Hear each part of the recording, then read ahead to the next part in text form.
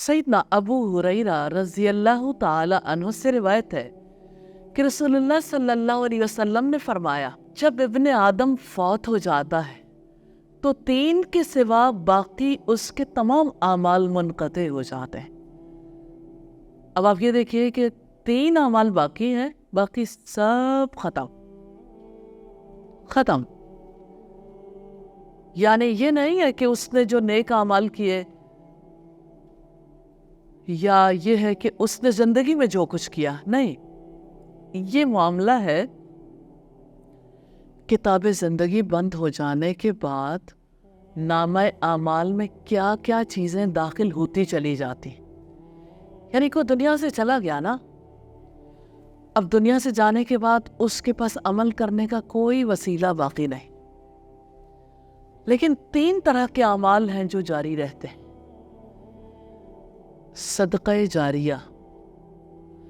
جاریہ کا کام کریں گے نا تو وہ آپ کی زندگی کے بعد بھی جاری رہے گا انشاءاللہ۔ علم جس سے نفع حاصل کیا جا رہا ہو، نیک اولاد جو اس کے لیے دعا کرتی ہو، دعا مسلسل عمل نامے میں شامل ہوتی رہتی ہے۔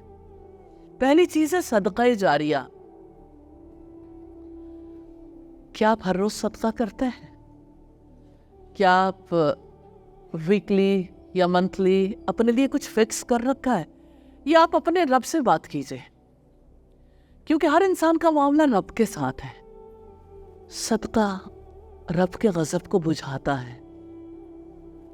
نبی صلی اللہ علیہ وسلم نے فرمایا، ما نقصت صدقۃ من مال، صدقہ کرنے سے مال کم نہیں ہوتا، لیکن انسان صدقہ نہیں کر پاتا۔ بخیلی آڑے آتی ہے، ہر انسان یہ سوچتا ہے کچھ بچا لو، کام آئے گا۔ نبی صلی اللہ علیہ وسلم نے فرمایا، مجھے یہ حدیث بہت پسند ہے، اور کون سی حدیث ہے جو پسند نہیں ہے، لیکن کچھ حدیث ایسی ہوتی ہیں جو انسان کی زندگی میں اس طرح شامل ہو جاتی جیسے یعنی انسان سے وہ الگ نہیں ہوتے۔ آپ صلی اللہ علیہ وسلم نے فرمایا، الید العلیٰ خیر من الید السفلیٰ، اوپر والا ہاتھ نیچے والے ہاتھ سے بہتر ہے۔ اوپر والا ہاتھ تو دیالو کا ہے، سخی کا ہے، دینے والے کا ہے، اور نیچے والا ہاتھ فقیر کا ہے، لینے والے کا ہے۔ سخی بن جائیں۔ نبی صلی اللہ علیہ وسلم نے فرمایا، بخیل انسان اللہ تعالیٰ سے بھی دور ہے، جنت سے بھی دور ہے، لوگوں سے بھی دور ہے، جہنم کے قریب ہے۔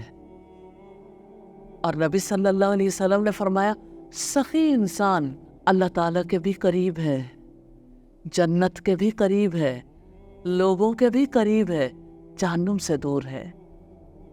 اسی طرح تیسری چیز ہے نیک اولاد جو اس کے لیے دعا کرتی ہو۔ اس کا مطلب یہ ہے کہ اولاد کی تربیت کریں، اللہ تعالیٰ کا فضل ہو، اولاد دعا کرنے کے قابل ہو، وہ دعا کرتی ہے تو تب انسان کا نامہ اعمال کھلا رہتا ہے۔ یا ارحم الراحمین، ہمیں توفیق عطا کر دے اپنی نسلوں کی صحیح تربیت کرنے کی، اور یا اللہ انہیں ہمارے حق میں صدقہ جاریہ بنا دینا، اور ہمیں اپنے والدین کے حق میں صدقہ جاریہ بنا دینا۔